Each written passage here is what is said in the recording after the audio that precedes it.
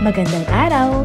Sama-sama tayong matuto sa Teacher Sal Learning Resource Channel. Revised K-12 Curriculum, Filipino 2, Quarter 2, Week 1. Ang ating paksa ay pagkilala at paggamit ng mga salita sa tula at paaralan. Magandang araw! Kumusta kayo? Ano ang nabuong larawan?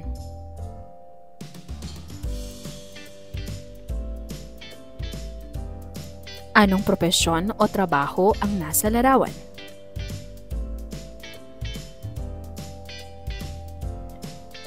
Gusto nyo rin ba ang maging tulad nila balang araw? Bakit?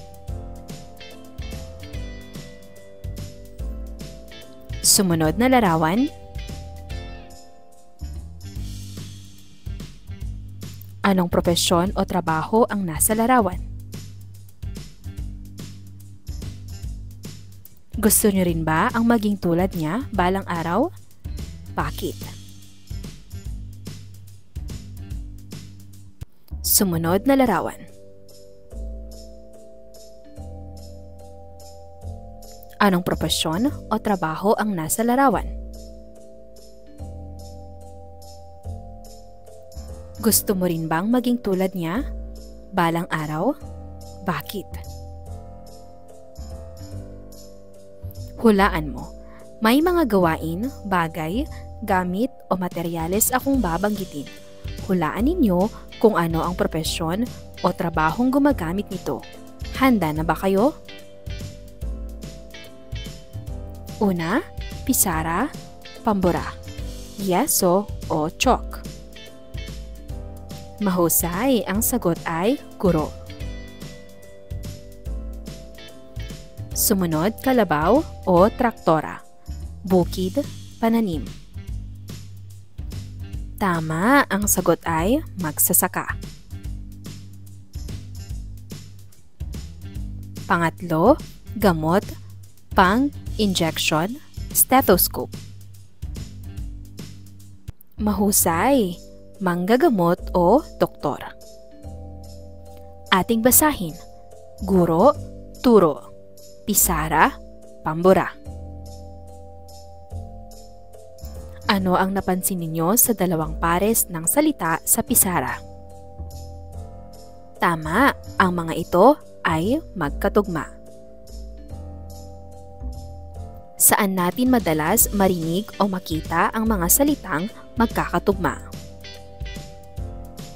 Mahusay, sa tula natin ito madalas marinig o makita. Pagtambalin ang larawan sa hanay A sa katugma o katunog na salita sa hanay B.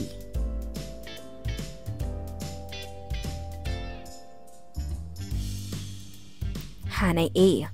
Para sa hanay B, A. Yeso, B. Turo, C. Pagpasta, D. Gulay, E. Sapin. Para sa unang larawan. Pangalawang larawan.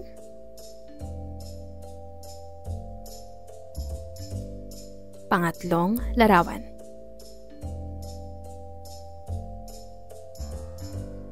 Pang-apat na larawan. Pang-limang larawan.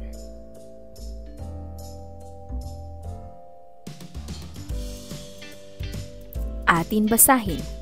Yeso. Y-E-S-O. Yeso. Bigkasin ang tunog ng mga salita. Ilan ang pantig nito? Maaari mo bang gamitin sa pangungusap ang salita? Sumunod. Turo. T-U-R-O. Turo. Ilan ang pantig nito? Maaari mo bang gamitin sa pangungusap ang salita?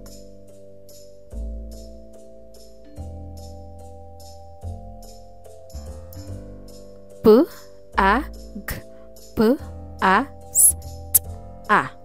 Pagpasta. Ilan ang pantig nito?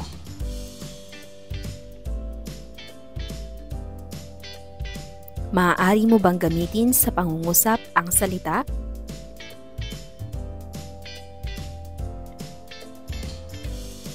G-U-L-A-I. Gulay. Ilan ang pantig nito?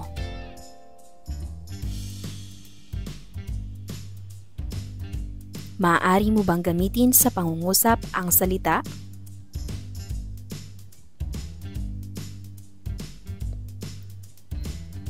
S-A-P-E-Hin. Sapin. Ilan ang pantig nito? Maaari mo bang gamitin sa pangungusap ang salita? Ano ang gusto niyong maging balang araw? Ano ang inyong pangarap? Paano niyo ito matutupad?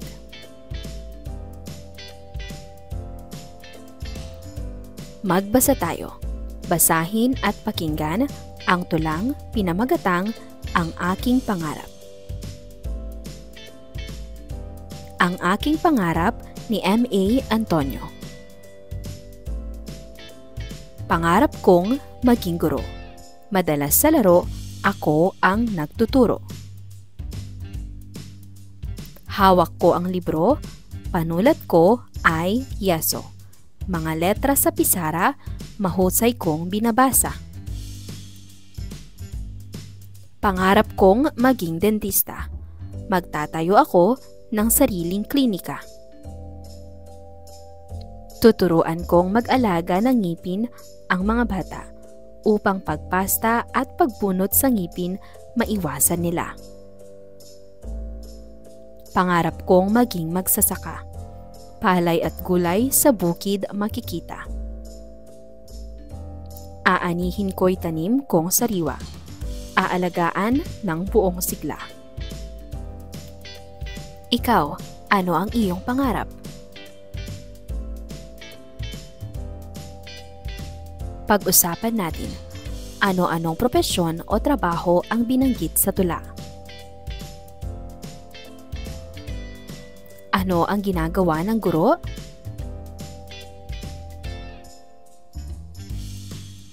Ano ang ituturo sa mga bata upang maiwasan ang pagpapasta at pagpapabunot ng ngipin?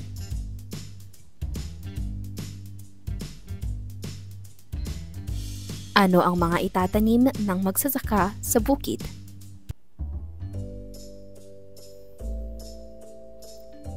Ikaw, ano ang pangarap mo? Paano mo ito matutupad? May napansin ba kayong mga salitang magkakatugma o magkakatunog sa binasa nating tula? Isa-isahin natin ang mga ito. Guro, turo. Libro, yeso. Palay, gulay. Dentista, pagpasta. May mga salita ba mula sa tula na higit sa isang beses na binanggit? Ano-ano ito? Isulat ito sa inyong kwaderno. Pumili ng isa sa mga salitang ito at gamitin sa pangungusap na may kaugnayan sa inyong sarili o sa paaralan. Halimbawa, ang pangarap ko ay maging isang abogado. Mahuhusay ang mga guro sa aming paaralan. Paghusayan pa natin, hahatiin ang klase sa 4 na pangkat. Upang matiyak ang inyong kahusayan, gawin ng pangkatan ang sumusunod. Unang pangkat, maglista sa pisara ng 3 salitang katugma ng salitang pangarap. Ikalawang pangkat, isulat sa pisara ang bilang ng pantig ng mga salitang matatagpuan sa unang taludtod o linya ng tula.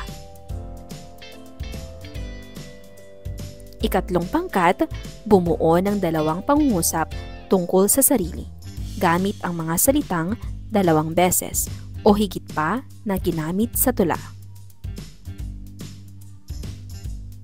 Ika-4 na pangkat, bumuo ng 2 pangungusap tungkol sa paaralan, gamit ang mga salitang 2 beses o higit pa na ginamit sa tula.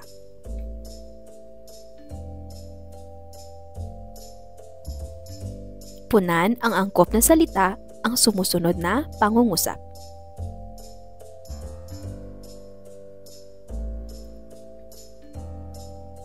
Ang unang pantig ng salitang ani ay patlang.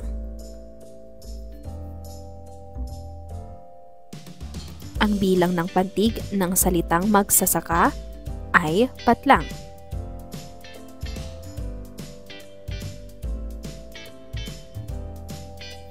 Ang mga salitang magkatugma ay may parehong patlang. Basahin at unawain ang pahayag sa bawat bilang. Isulat sa inyong sagutang papel ang letrang T kung ito ay tama at M naman kung mali. Ang mga salitang may magkaparehong tunog sa huling pantig ay tinatawag na magkatugma. Ito ay T, tama. Ang bilang ng pantig ng salitang magsasaka ay 2. Mahusay, ito ay M, mali. Ang unang pantig ng salitang itanim ay binubuo ng patinig. Ito ay T, tama. Ang wastong pagpapantig ng salitang pangarap ay pa-ng-a-rap. Mahusay, ito ay M o mali. Ang katugma ng salitang tanim ay 6. Ito ay T, tama. Para sa inyong dagdag na gawain, sa tulong ng guardian o magulang, balikan ang tula at bilangin ang pantig ng mga salitang nasa ikalawang saknong. Itala ito sa kwaderno. Maging handa sa pagbabahagi ng sagot sa klase. Para sa ikalawang araw, pagkilala at paggamit ng mga salita sa tula. Sagot mo, ipakita mo. Ilagay ang inyong kanang kamay sa tapat ng inyong kaliwang dibdib kung sang-ayon kayo sa pahayag at itapat naman ito sa bibig kung hindi. Ang katinig-patinig o KPK ang bumubuo sa unang pantig ng salitang magsasaka.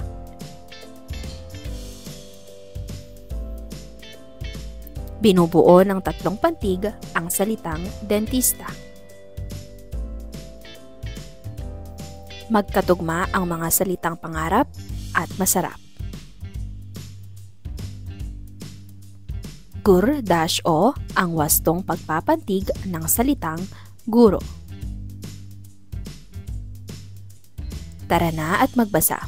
Basahin ang ikatlong saknong ng tulang Ang Aking Pangarap. Pangarap kong maging dentista. Magtatayo ako ng sariling klinika. Tuturuan kong mag-alaga ng ngipin ang mga bata upang ang pagpasta at pagbunot sa ngipin maiwasan nila. Isulat ang bilang ng pantig ng mga sumusunod na salita. maging, dentista, klinika, pagpasta, pagbunot, bigkasin ng pantig ng mga salita ng may tatas. Maging, dentista, klinika, pagpasta, pagbunot. Pumili ng isang salita mula sa mga salitang binasa ninyo at gamitin ito sa pangungusap. Talakayin natin. Naalala pa ba ninyo kung ano ang mga patinig at katinig? Ang letra, patinig man o katinig, o pagsasama-sama ng mga letra ang bumubuo sa pantig, na siya rin namang bumubuo sa salita. Ang pantig ay tumutukoy sa patinig o sa pinagsamang mga katinig at patinig o patinig at katinig na may tuloy-tuloy na daloy kapag binibigkas. Katinig, patinig o KP. Halimbawa, sa salitang maging, ang letrang M at A. Ang letrang M ay katinig at ang letrang A ay patinig. Pati rin sa salitang sarili. Ang letrang S ay katinig at ang letrang A ay patinig. Magbigay ng halimbawa ng salitang ang pantig ay binubuo ng katinig, patinig o KP. Pangalawa, katinig, patinig, katinig o KPK. Halimbawa, dentista at maglinis.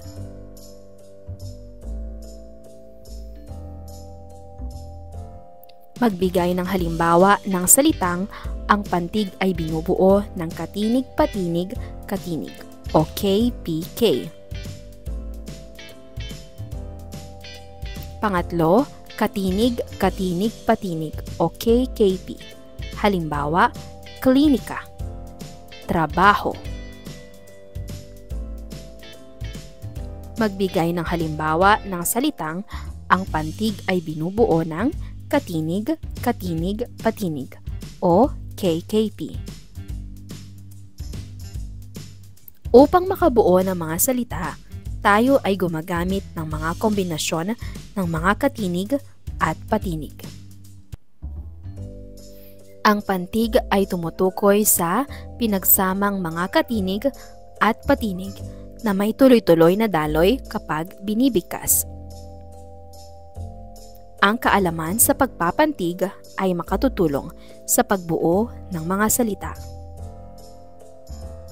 Gayon din, ito ay nakatutulong sa ating pagbabasa at pagsasalita ng malinaw at maayos. Panuto, tukuyin ang bilang ng pantig ng mga salita. Pugita. Mahusay, ang bilang ng pantig ay 3. Isda. Tama, ito ay 2. Gripo. Mahusay, ito ay 2. Bundok. Tama, ito ay 2. Klima. Magaling, ito ay 2. Panuto, isulat ang nawawalang pantig ng sumusunod na salita. Tukuyin ang uri ng letrang bumubuo sa pantig nito. Halimbawa, blusa. Ito ay KKP. Unang bilang. Mahusay, ang sagot ay ambulansya. Ito ay KP. Pangalawang bilang. Tama, pugita. Ito ay KP. Pangatlong bilang. Tama, ito ay bintana. KPK. Pang-apat na bilang. Mahusay, ang sagot ay bulaklak. Ito ay KPK. Sumunod na bilang. Mahusay, ito ay simbahan. Ito ay KPK.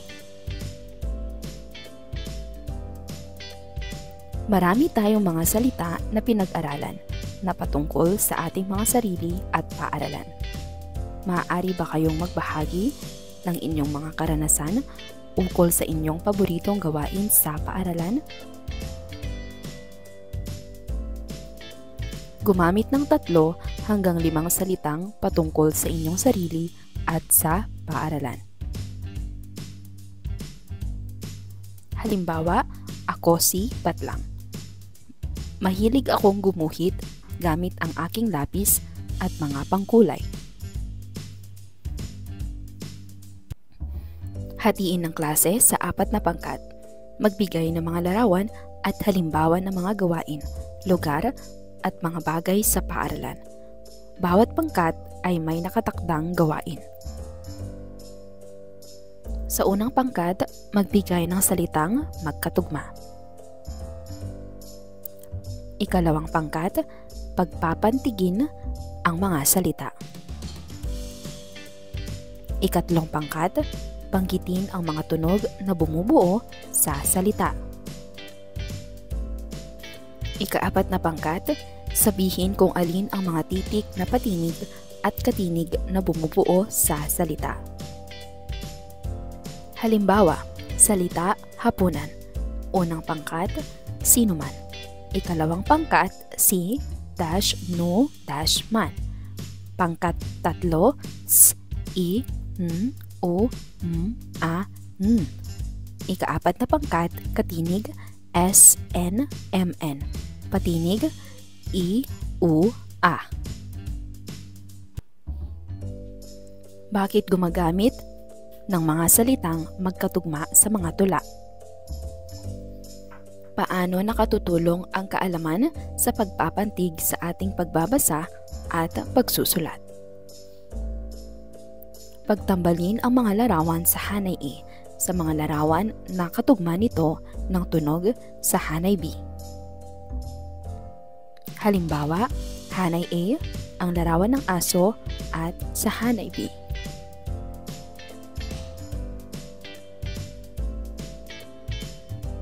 Narito ang mga larawan na pagtutugmain.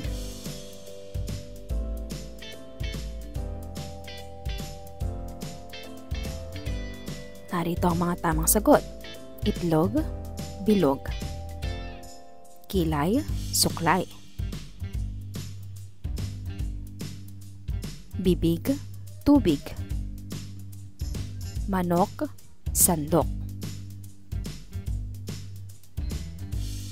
Isulat sa kwaderno ang katugma ng sumusunod na salita.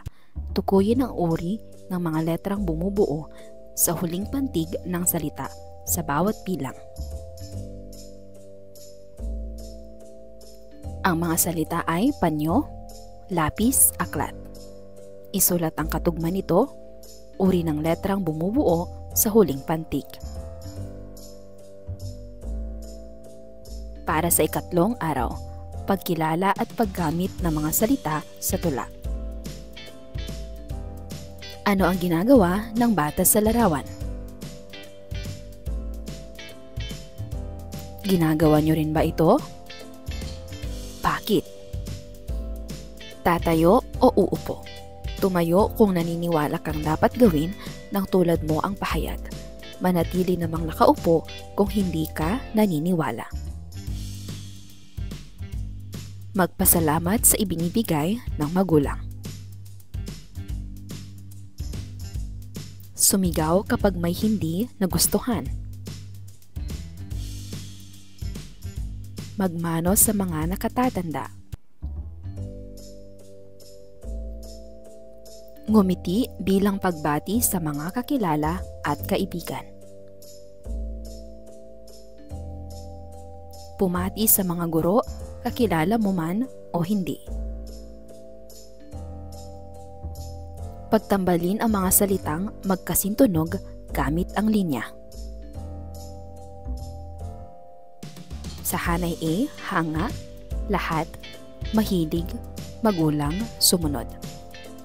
Sa hanay B naman, balat, banga, bumukod, bukang bibig, magalang.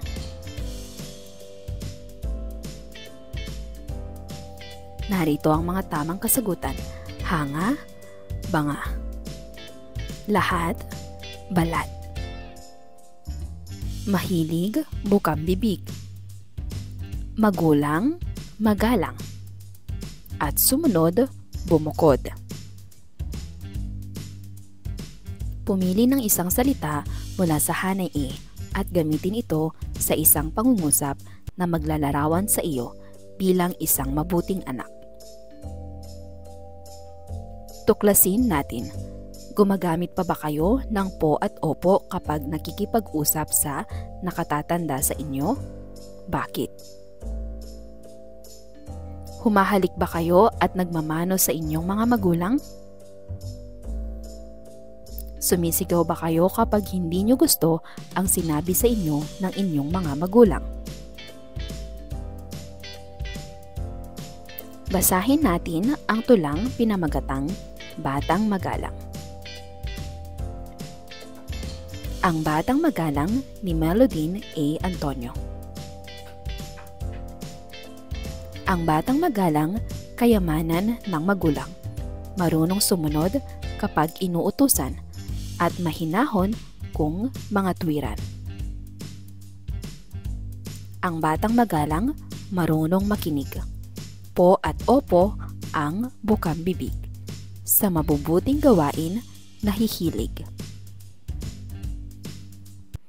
Ang batang magalang, hinahangaan ng lahat. Madalas magsabi ng pasasalamat, kinagigiliwan at pinupuri ng lahat. Pag-usapan natin. Sino ang magalang na tinutukoy sa tula? Ano ang turing ng magulang sa anak ng magalang? Ano-ano ang ginagawa ng batang magalang? Ano ang salitang madalas marinig sa batang magalang? Bakit mahalaga na ang batang tulad nyo ay magalang? May napansin ba kayong mga salitang inulit sa tula? Isa-isahin ito. Bata. Magalang. Lahat. Hatiin ng klase sa 4 na pangkat. Magbigay ng sitwasyon ang guro. Ipapakita ng mga mag-aaral kung paano maipamamalas ang pagiging magalang sa mga sitwasyong ibinigay. Bawat pangkat ay may nakatakdang gawain. Unang pangkat, may 2 taong nag-uusap sa inyong daraanan. Ikalawang pangkat, ayaw kayong papasukin ng gwardiya ng paaralan dahil walang suot na ID. Ikatlong pangkat, natapunan ka ng tindera sa kantina ng binili ninyong inumin. Ika-4 na pangkat, nakagalitan kayo ng guro dahil nahuli kayo sa pagpasok sa klase pagkatapos ng recess. Sino-sino ang nakikita nyo sa paaralan na hindi nyo masyadong nakakausap? Isulat ito sa inyong kwaderno.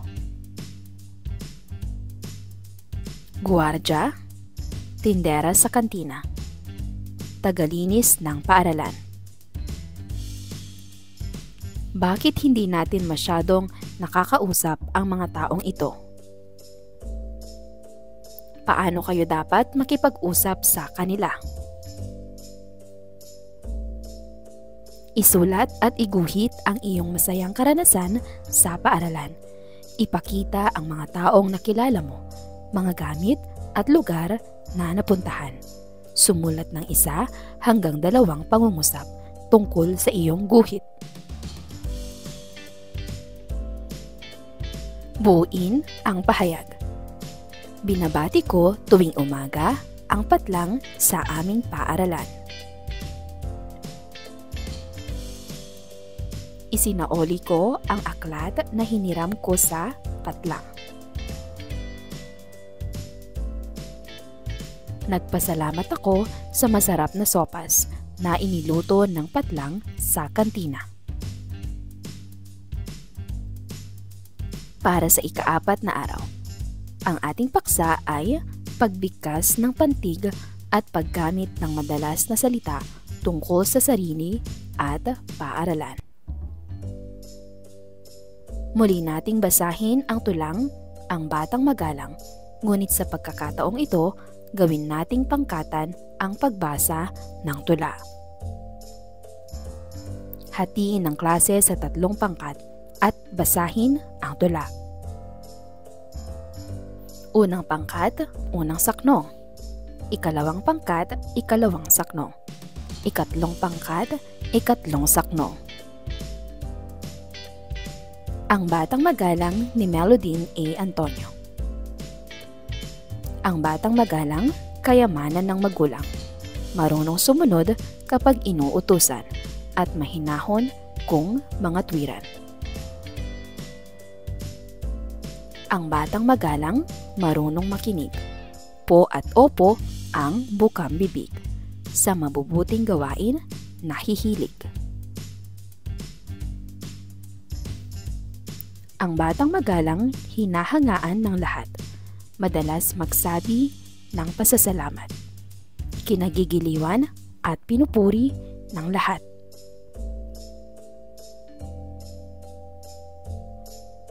Dapat bang igalang ang lahat ng taong nakakasama natin? Dapat bang piliin lang ang taong igagalang natin? Bakit? Kilalanin mo. Piliin sa kahon ang letra na tumutukoy sa mga nasa larawan.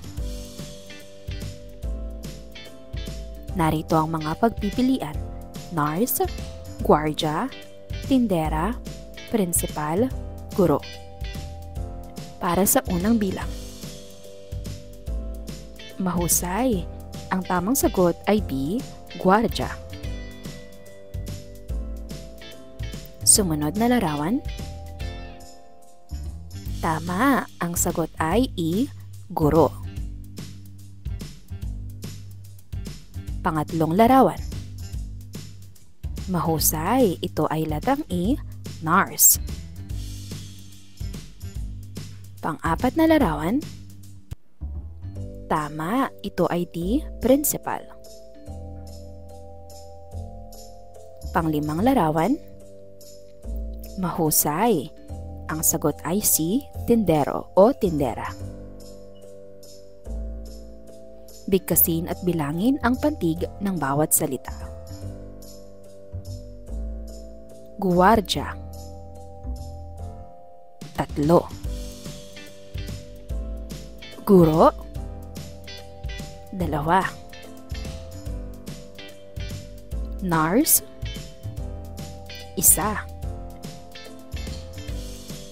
Principal. 3. Tindera. 3. Iguhit mo. Gamit ang lapis, papel at pangkulay, iguhit kung paano nagpapakita ng pagiging magalang sa loob ng paaralan. Bigyan ng 3 hanggang 5 minuto para matapos ang pagguhit. Pagkatapos, ipakita ang iyong gawa sa kapareha.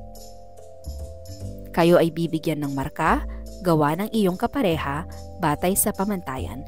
5 puntos, husay sa pagguhit, 5 puntos, malinaw na pagpapaliwanag, at 10 puntos para sa kabuuan. Tingnan ang mga salitang pinantig ninyo. Suriin at kilalanin ang mga letrang bumubuo sa unang pantig ng mga salita.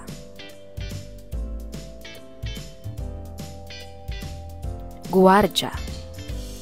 Ito ay KP.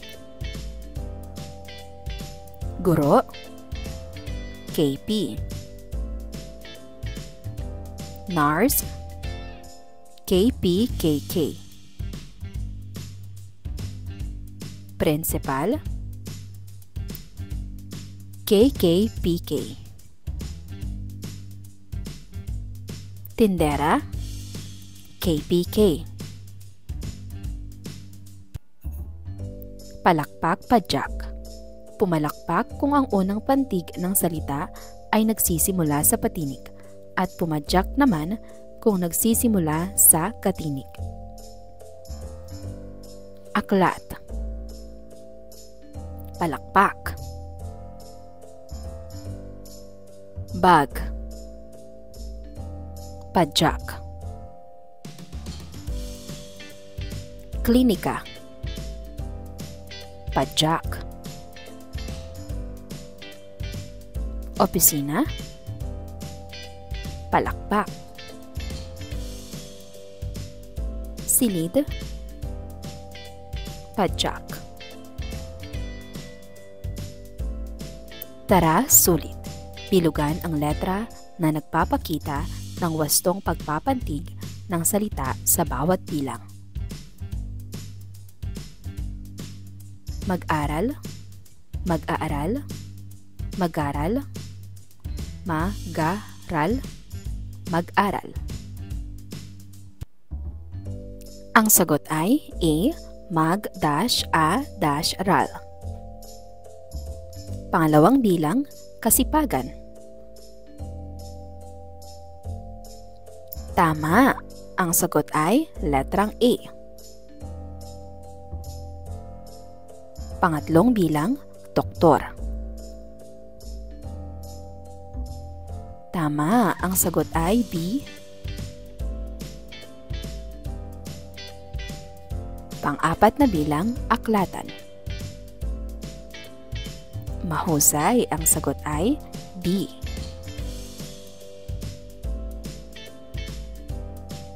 Panglimang bilang, premyo. Magaling, ang sagot ay A.